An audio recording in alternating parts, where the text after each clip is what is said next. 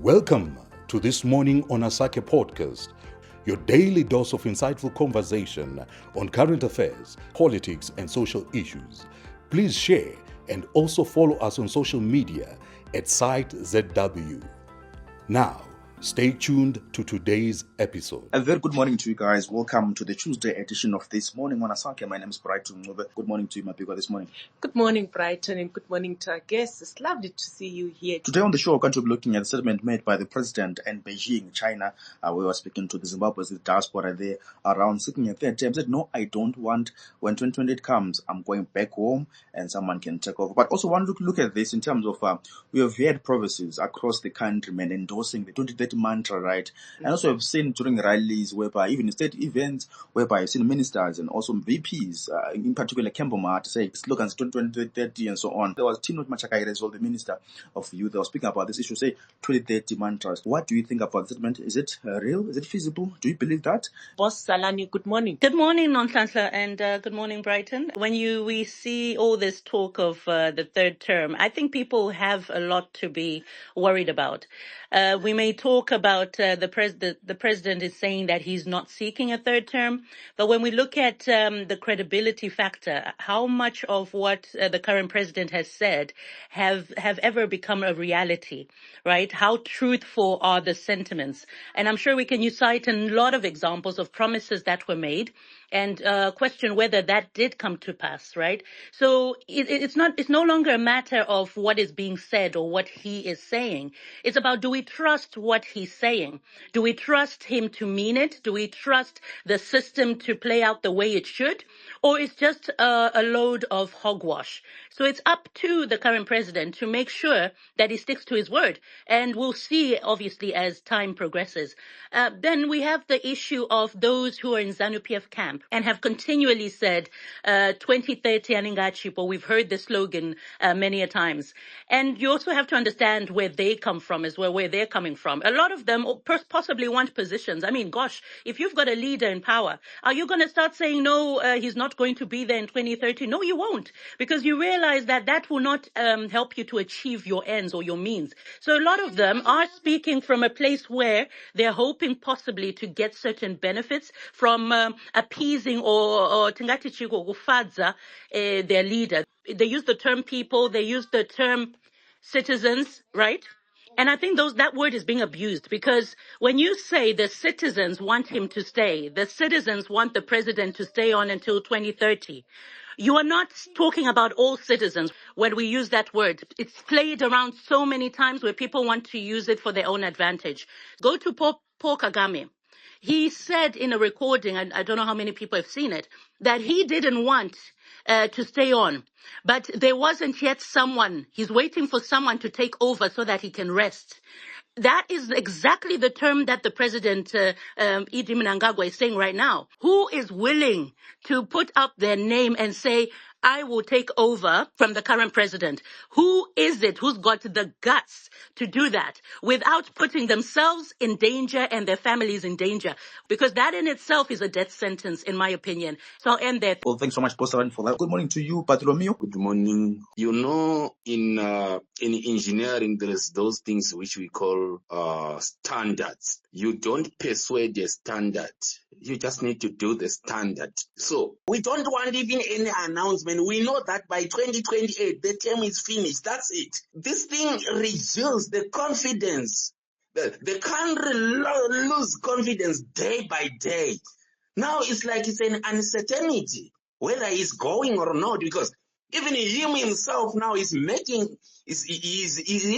taking us for a ride, because he don't even need to announce, keeping on announcing. He is the president.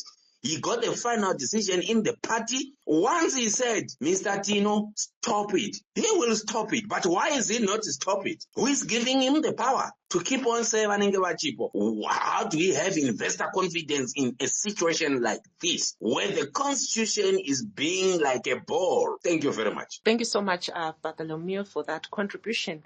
I'm seeing a comment here. Gerald said this issue about terms is just a distraction. They want to keep us busy while they loot and prepare for 2028. Good morning to you, Njabulo. Good morning. To me, I think the issue that ZANU-PF has struggled with for the longest, and we have not really accepted that ZANU-PF has struggled with the issue of succession. That's the issue that they don't want to discuss as a party. And no one wants to play their cards openly on the table to say, I'm the next president of ZANU-PF, so that it becomes clear to the people that they are law-abiding and they are constitutional, as they say, or what Mnangagwa is saying. So I think they are running away from that big issue. And mind you, they also have factions. This is why what gave power to Mnangagwa in 2017, it was the military. It was not ZANU-PF that gave power to Mnangagwa. Because if they were, they should have been discussing the next succession plan. And the next president, instead of people singing Banenge Bachipo, they should be rallying their own candidates or suitable successors to Mnangagwa to say, no, isusu we want Kembo, isusu we want Uchiwenga, abanye bathi ayisifuna ubani bani abe nguye president. In a normal democratic political party that has a constitution like ZANU-PF, this is what should be making the headlines. To say Manicaland province is saying this is Trudani, Mashonaland is saying Trudani, Matebeleland is saying we want so and so to become the next president of ZANU-PF. They know within ZANU-PF that Mnangagwa's power was never given by the party, but it was given by the military.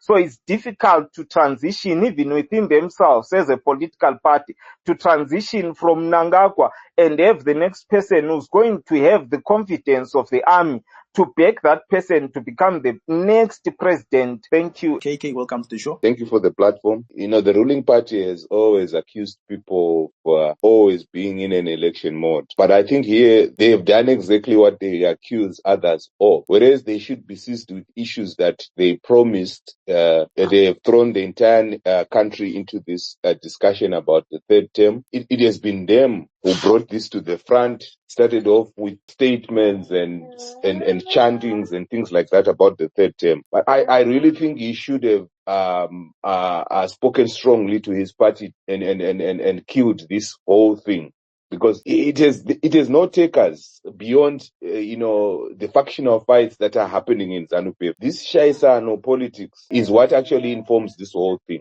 You've got people that think that by Mnangagwa going, they will lose their positions, or they will lose their whatever they've been able to gain, or advantages that they've been able to have with his presidency. And this is happening intra-party, inside the party, and they want to take it to the national platform now, so that they protect their interests. I'm gonna rest there. Good morning to you, taxi driver. I mean, what a refreshing day for Zimbabwe. And that should be celebrated, to be honest with you. So, Brighton, everything to celebrate for. I mean, Zimbabwe is a unique nation. You have those in opposition. A president says, I'm going. They don't like it. You will hear them here. They'll come and say, it's politics. It's not politics. You're hearing it from the horse's mouth. He's saying, I'm going. Brighton, what more do people want in Northland? I think you have here a president who also resigned, although with a small p, from his own party. But they say, come back, come back. He wants to go. Zimbabwe is a unique state.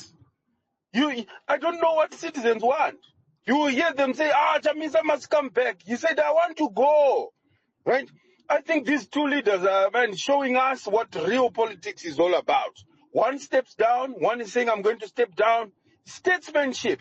That's what we want. Thank you. Well, thank you so much, taxi driver. Becky, please wrap up the space for us. Thank you so much. Mina, my only issue was that I'm asking Iguchi, why is it difficult for him to stop people from pushing for the third term? Because I think that's where my problem is. He comes out, he says something different, yet we see his party, his structures, everybody, they're speaking something different. Is it difficult for him to stop the other guys in the party? Let's stop the discussion of the third term. It is clear. I'm not gonna be part of it. Let's start preparing for our next Congress.